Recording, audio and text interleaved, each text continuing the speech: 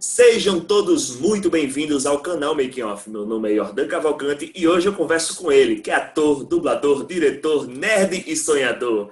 Zé Léo, o José Leonardo, um excelente dublador, que fez Tudo diversos bom, Gabriel? personagens extremamente marcantes, entre eles o Coragem, o Cão Covarde, o Kira do Death Note, o Bob do Família Dinossauros, também o Perninha do Tiny Toons, o Raj do Big Bang Theory, o Tinky Winky do Teletubbies, o Mercúrio dos novos filmes do X-Men, o Twitch do League Twitch of do Legends. League of Rapaz, Legends. o nome desse ator é muito complicado, que é o Zach Galifianakis. Galifianax, é nome grego. Galifianakis. O nome grego é É, muito complicado, mas você fez em diversos filmes e também você fez muitos Power Rangers, entre eles o meu favorito, o Andrews, do Power Rangers no Espaço, que eu achava muito legal.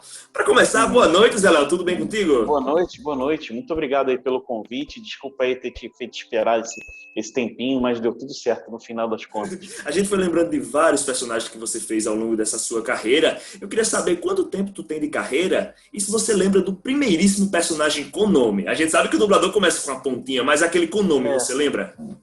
olha, eu tenho 40 anos de carreira. Meu primeiro personagem com nome foi o Timmy, o filho do Mickey Mouse naquele especial de Natal, o Natal do Mickey Mouse. O primeiro desenho que aparece é o Tio Patinhas. Com fala, sendo um personagem mesmo, participante. Antes eu tinha e antes desse desenho, o Tio Patinhas tinha participado da abertura do seriado Clube do Mickey, mas ele só participava da abertura. Ele aparecia numa sequenciazinha rápida que os personagens tinham que sair cada um de dentro de uma cartola. Então tinha o Tio Patinhas, o Grilo Falante e outros personagens que usam cartola no universo do Disney. Mas voltando, eu também dublei o Calhambeque Mágico e o Caldeirão Mágico. Esses três foram os meus primeiros trabalhos na dublagem. Lá quando eu tinha 6, 7 aninhos. Mas já começar com a obra Disney deve ser muito É, interessante, porque a gente sabe que foi, quando se foi, fala foi em sim. Disney, se fala em muita exigência, né? Bastante, bastante. Mas é bem divertido, cara, porque desenho animado, é uma coisa assim bem onírica, sabe? Bem lúdica. Você sempre remete à infância. Apesar de eu na época eu já era uma criança na época, né? E no final das contas a gente nunca deixa de ser. Mas é muito bom, cara. Disney é sempre bom. Deve ser muito divertido nessa fase de criança o cara dublar ainda personagens tão marcantes como os personagens da Disney. Uhum. Agora, o primeiro personagem que eu queria trazer nem é tão infantil, que é o Kira do Death Note, também Light Sim. Yagami, que é um personagem que Uhum. tem toda aquela profundidade e tal. E a história do Death Note é muito profunda, com muitos desenrolares. Eu queria saber, assim, você, quando recebia para dublar, você se envolvia também na trama do Death Note, porque é um roteiro muito surpreendente. Na verdade, a gente acaba sempre se envolvendo, né? Porque é um trabalho artístico, a gente tem que fazer um trabalho de dramatização e a gente acaba se envolvendo realmente com o personagem, se sentindo o que o personagem está sentindo, passando pelas mesmas experiências que o personagem está atravessando na obra, e isso é muito interessante, porque às vezes quando é um personagem que não tem nada a ver com a gente entra em conflito, né? Dá aquele curto-circuito interno, né? Mas a gente tem que entregar o produto e a gente vai. É muito legal fazer vilão. A gente percebe o desafio. Os vilões são desafiadores, né? Então o ator ele se mostra bom ator quando ele encara um vilão, quando ele faz um vilão. E foi isso que aconteceu com Heath Ledger quando fez o Coringa, foi isso que aconteceu com Tom Cruise quando fez o Lestat, foi isso que aconteceu com vários outros atores que foram desafiados a fazer um vilão. Isso é muito interessante. E o Kira tinha aquele negócio que, na minha interpretação, tinha a voz do bonzinho e a voz do malvado, né? Porque ele estava o Sim, tempo todo sim, tentando enganar. Isso aí devia ser muito desafiante, sim. né? Aquele é a máscara, né? A máscara do bonzinho, né? Que igual o mestre Yoda fala, o lado sombrio a tudo obscurece, né? Então ele tinha que parecer mascarado. Na verdade, ele sempre foi aquilo que ele se mostrou no decorrer do desenho, mas no começo do desenho ele ainda estava mascarado. Aí com o livro, o Death Note, que foi soltando a persona real dele, a personalidade real dele, e a gente foi vendo o quão psicopata ele era. É muito legal. É mesmo? Ele vai me condenar à morte? Parece interessante. Eu aceito seu desafio.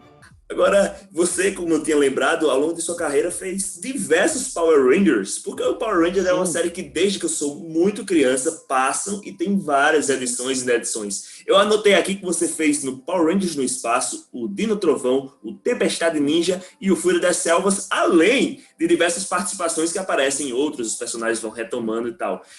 Agora, Tokusatsu é mais fácil de fazer porque você tem que dublar só a cabecinha se mexendo, né? Porque o cara não tem articulação, o boneco. É mais fácil de fazer? não vou dizer mais fácil, mas é divertido, é muito divertido, porque tem todas aquelas cores, todas aquelas interações, todos aqueles efeitos, é uma coisa mais interativa,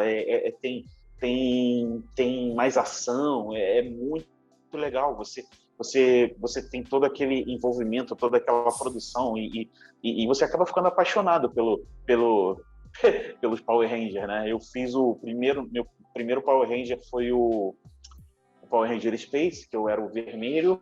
Aí meu segundo foi o Power Ranger Tempestade Ninja, que eu era o amarelo. Aí o terceiro eu fui o Power Ranger branco no Dino Trovão, Dino Thunder. E o quarto foi o Fúria da Selva, que eu fui outro vermelho.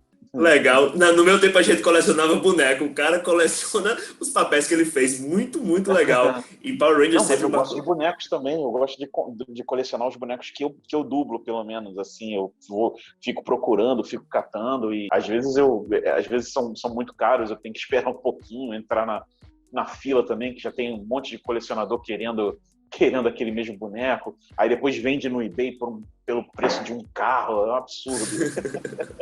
Eu também sou colecionador de bonecos e realmente eu gosto bastante. Eu fico imaginando que deve ter um valor mais especial se você fez alguma participação nos personagens, né? Sim, sim, sim.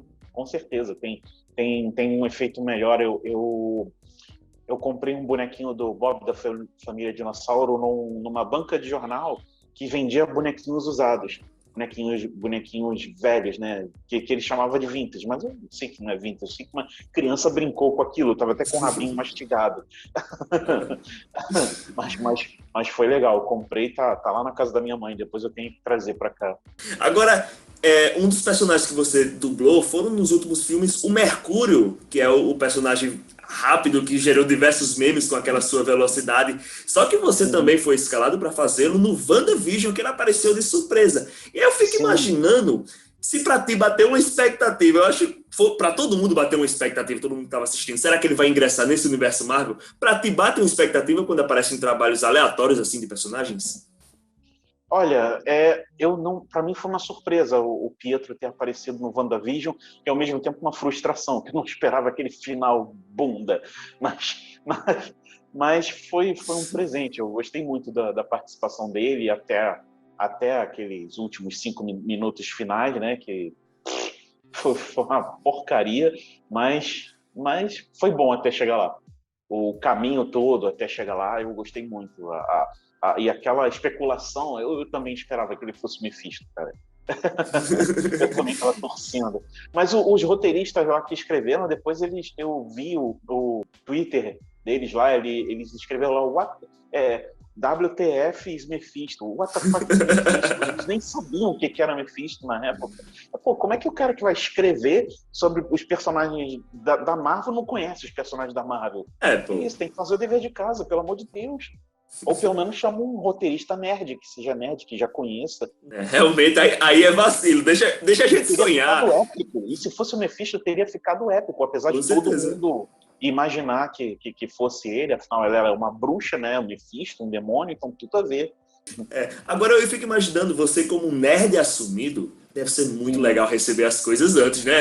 Você como dublador Sim, recebe antes de sim. todo mundo. A gente sabe que o sigilo é uma coisa catacumbal. Deve ser excelente receber Aham. tudo antes, né? Sim, é muito legal também. E assim, é agonizante você não poder falar nada para ninguém. Mas como eu não gosto de tomar spoiler das coisas, eu fico me segurando ali, pianinho, mas eu mesmo já tomei vários spoilers. Cheguei no estúdio, Zé, muda o texto ali, porque o texto que você vai fazer está na mesinha, o texto que está na bancada é outro. Aí fui tirar ali, tomei um spoiler do Capitão América lá do Soldado Invernal. Oh, pô, sacanagem. Aí outro spoiler do Capitão América Guerra Civil. Oh, pô, sempre. Que droga, cara. Mas tudo bem. Eu falando em vantagem. Tá na chuva é pra se molhar, né? Eu tava falando em vantagem, eu não tinha pensado nesse ponto de vista, porque se o cara pegar as cenas, a gente sabe que o dublador não dubla o filme todo, se ele vai dublar só o seu personagem. Se ele pegar cenas espaçadas, ele toma um spoiler que perde toda a graça do filme, né? Sim. Ele vai. Se ele dublar só o personagem dele e não tiver participação nenhuma com a trama inteira, ele consegue ter as surpresas, né? Mas na maioria das vezes não. Na maioria das vezes a gente acaba deduzindo a trama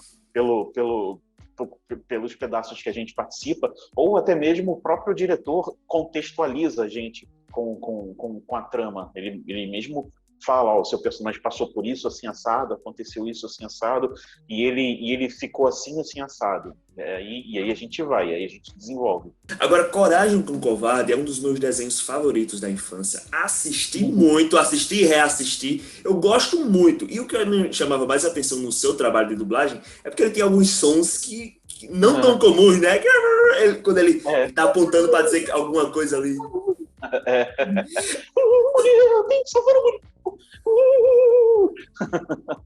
Eu queria saber, assim, tu recebia o original, como era pra chegar até ficar, não sei se é muito próximo do original, que realmente eu só assisti dublado, como era até chegar no resultado que eram esses sonzinhos, até agradar a direção e tudo mais. O Coragem original, ele é um pouco mais rouco, ele vai mais pro rouco e eu fui mais pro agudo, para dar aquela diferençazinha do bichinho medroso. Mas quando eu fiz o teste, eu escolhi ir pro lado agudo e não ir tanto pro lado roquinho, porque o original ele fala assim, oh, Muriel, a minha versão é Muriel, indo lá pro agudinho.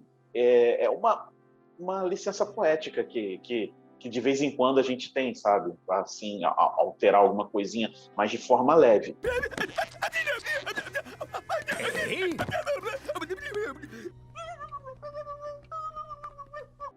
E outra coisa, esse nome não faz jus a ele, porque ele não é Coragem com Covarde, ele não é covarde. Muito pelo contrário, ele é corajoso, ele enfrenta todas aquelas coisas, aquelas assombrações em pânico, mas ele enfrenta, ele não é covarde. Ele seria Coragem, o cão com síndrome de pânico. Ficaria um título muito grande. Coragem, o cão com síndrome de pânico, mas apesar disso, ele enfrenta tudo e salva a sua família. Mas existe algum tipo de trabalho assim que dá um receio de dublar? Digamos assim, cenas sangrentas, cenas assustadoras, tem alguma coisa assim que te traz algum sentimento, alguma coisa assim? Olha, por exemplo, eu já dublei muito filme de terror, né? Mas eu costumo perguntar antes se eu vou morrer ou se eu vou matar.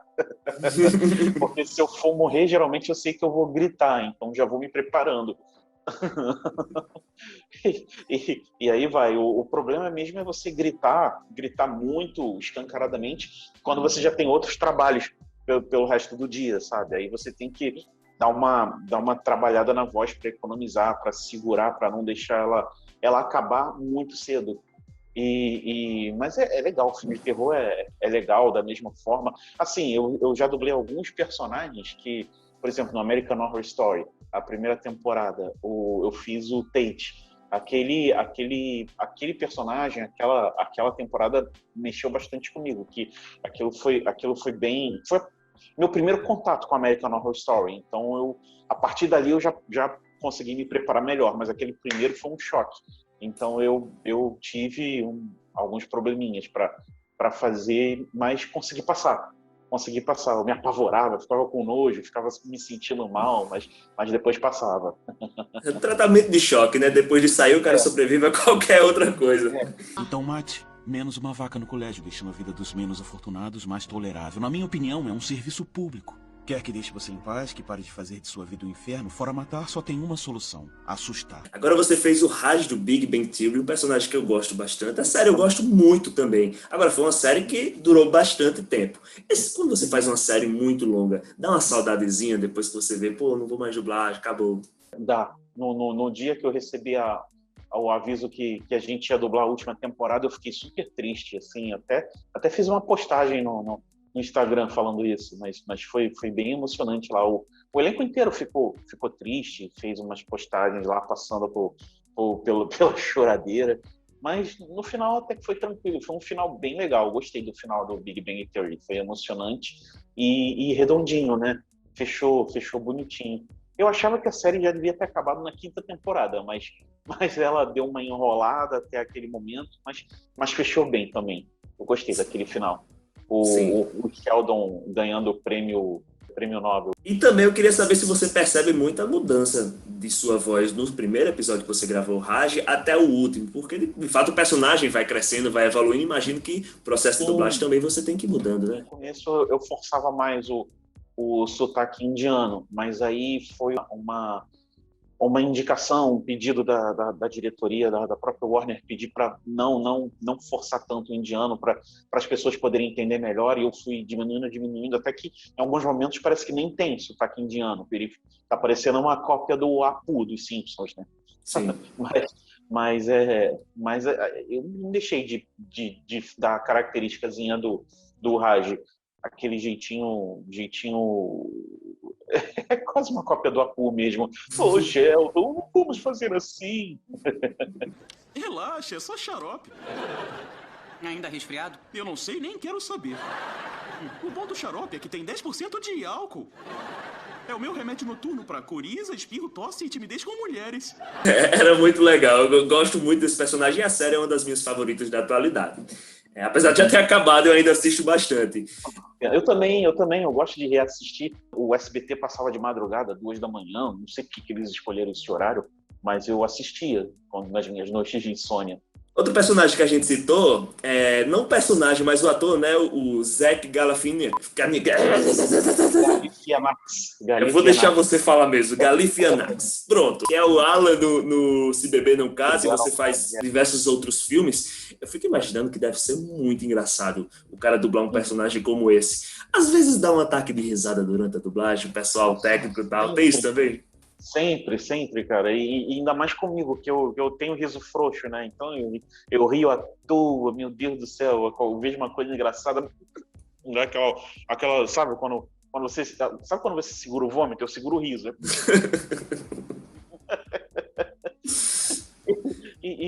Mas no estúdio não. No estúdio eu solto aquela gargalhada e estrago o loop, tem que gravar de novo. Pô, Zé, não dá essa gargalhada alta assim no microfone. Não, desculpa, mas assiste isso aí, olha isso aí. Aí todo mundo ri junto também. Aí depois a gente relaxa, concentra e volta a gravar direito. Mas tem que dar aquela espairecida, tem que rir. Por isso que é sempre bom a gente ensaiar antes, para poder rir durante o ensaio todo e depois grava.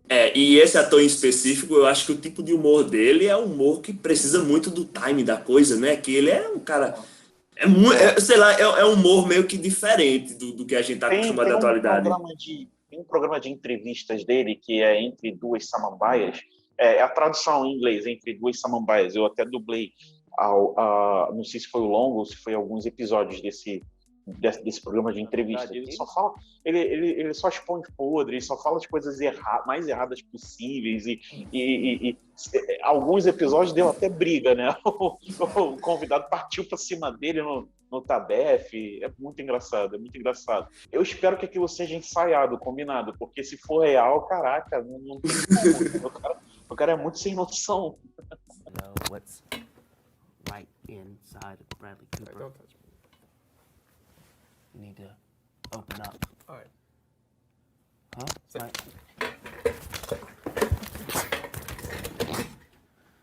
Você costuma acompanhar mais ou menos a carreira do pessoal que você dubla, dos atores? Alguns. Outros eu já perdi de vista, mas alguns. O próprio Zach Galifianakis eu acompanhava até algum tempo, depois eu deixei ele ir.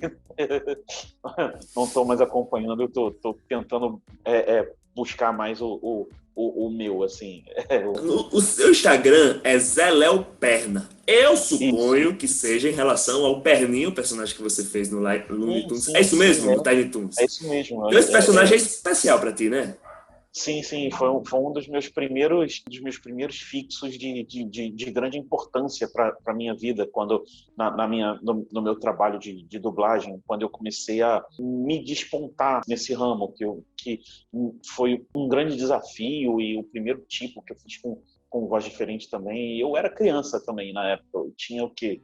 Era adolescente, não era criança não, era adolescente. Foi Sim. nos anos 90.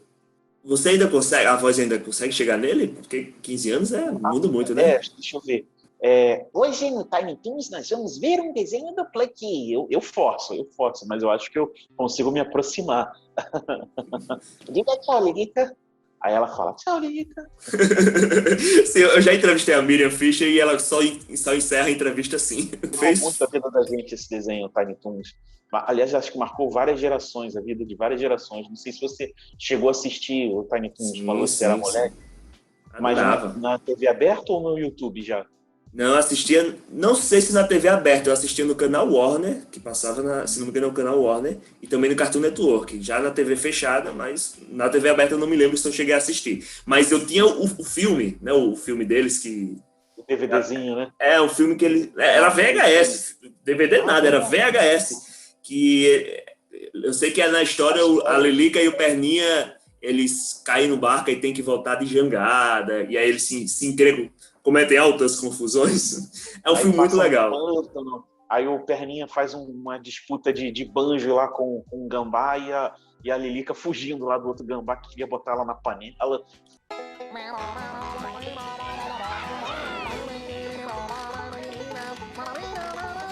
Outra coisa que muita gente talvez nem saiba, nem lembre que você fez, foi o Tinky Winky dos Teletubbies, e é um desenho infantil e tal. Sim. Eu queria saber como eram as indicações para fazer, porque dava para ver que a voz que se fazia era um negócio sempre muito alegre, muito feliz e tal. Como eram as indicações para se fazer, chegar naquele resultado?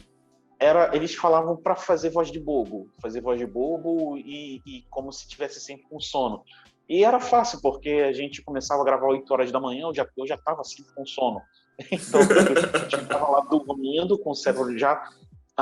meu cérebro ainda não tinha ligado, mas começava a gravar assim mesmo. E ia lá, ui, Tinky Winky, e ficava. Eu acompanhei minha irmã assistindo muito, minha irmã quando era criança e tal, e era muito engraçado. O que eu achava interessante é porque eu reconhecia algumas vozes, né? Olha, quem tá fazendo aí, fulano, esse crânio e tal. E sempre fez parte da minha infância fazer isso, ver os dubladores e associar com outras fotos, outros personagens. Agora, você é José Leonardo e existe outro dublador chamado Leonardo José. Por acaso já te perguntaram, e aí, como foi fazer o Thanos ou coisas desse tipo? Já confundiram? Olha, já, várias vezes confundem, inclusive fazem isso com ele também, com o Leonardo José.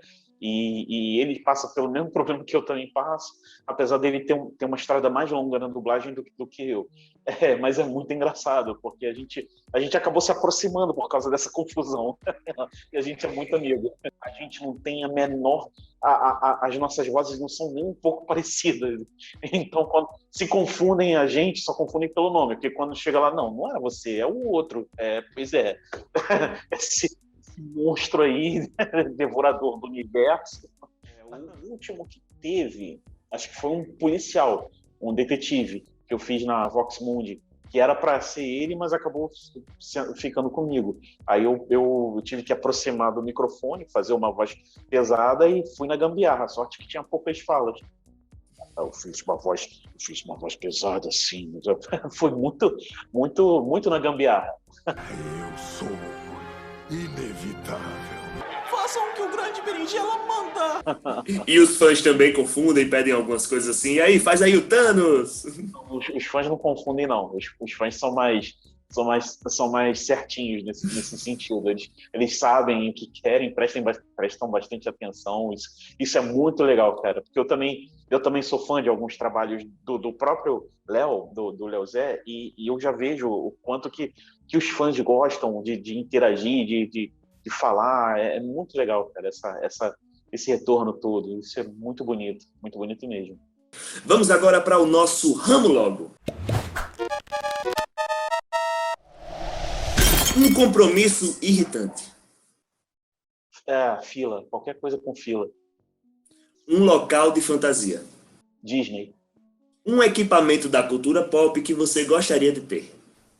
O DeLorean. Um personagem O que... DeLorean que viaja no tempo, não um DeLorean qualquer. Pô. Pô, com certeza. Tem alguma época específica que tu gostaria muito de visitar? Caraca, os anos 90 lá em Seattle. Específico. É, Gostei. a época do auge do grunge. Um personagem que você se daria muito bem como amigo? Caraca, como amigo, acho que o Deadpool, cara. Um hábito nerd que todo mundo devia praticar? Leitura. Pergunta aleatória. Se você tivesse um Death Note ao contrário, qual famoso você ressuscitaria? Michael Jackson. Uma excelente escolha. Esse foi o Zé Léo, José Leonardo, muito obrigado por tua participação. Obrigado a você. Excelente, sou muito fã dos seus trabalhos, já citei diversos personagens que eu maratonei, Coragem, o Kira e tal, e eu sei que o tempo do dublador é muito corrido, então agradeço demais a sua disponibilidade e vou deixar agora o espaço para você fazer sua despedida. Pô, galera, foi muito bom estar aqui com vocês, brigadão aí pela parceria, pelo convite aí de vocês para participar dessa entrevista. Um beijão, um abraço para todo mundo aí. Então é isso, pessoal. Se você gostou, deixa o like, compartilha, se inscreve no canal, pois ajuda muito e é de graça. Um forte abraço a todos e até a próxima.